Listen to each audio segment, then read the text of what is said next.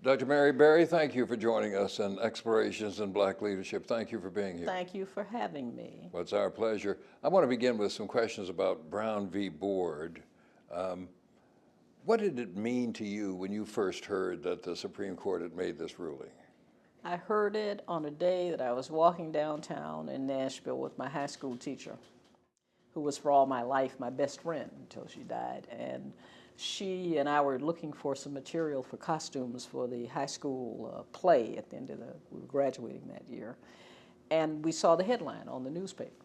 I hadn't seen the paper that morning, and it said, you know, Supreme Court just says segregation over, illegal, or something like that. And I said, oh my goodness, Mrs. Hawkins, isn't that wonderful? It means that next year all the children will be going to school together. And she said, not so fast, Mary Frances, not so fast.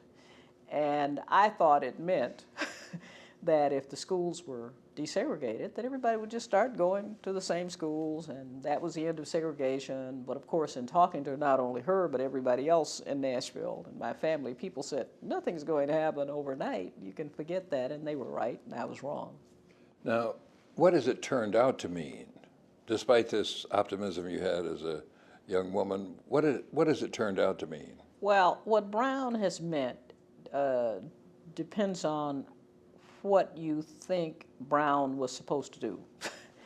Thurgood Marshall and the lawyers thought that the case would provide a basis for equal opportunity for black kids, and that one way to do that was to desegregate the schools, since they had tried equalizing them and that didn't work.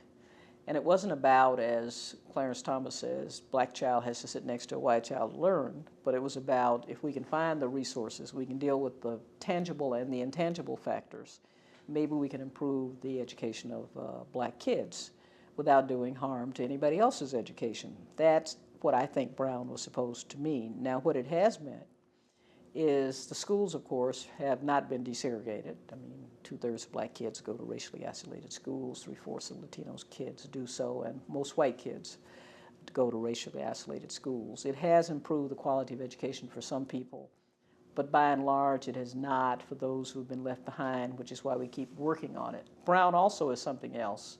It became immediately an icon, a symbol of America's commitment to justice, to racial justice, and to being the best of a multiracial democracy. So in the minds of many people, Brown stands for more than this segregation or desegregation. It stands for, we made a commitment as Americans that we were going to change, and that's what Brown signaled. Now, how did it impact you?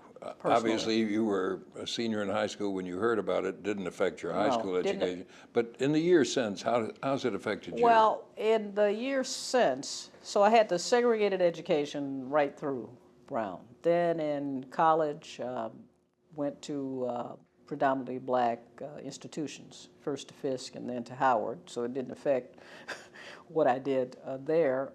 It affected jobs that I had to work in order to put myself through college, and there were some jobs that I was able to get that before relatives of mine were not able to. And even though Brown, that's what I mean when I say Brown was about schools, but it was also about other things. For example, when I came to Washington and I was working at a hospital, and I got an opportunity to work in the lab, and they'd never had any black people working in the lab before. It was sort of like the ethos of what the kind of change that should take place. So then, of course, the overall change in American society, Brown leading up to the boycotts, the success of the Montgomery boycott, and then the whole civil rights movement, naturally had an enormous impact on the kind of life I could lead and the kind of education I could get.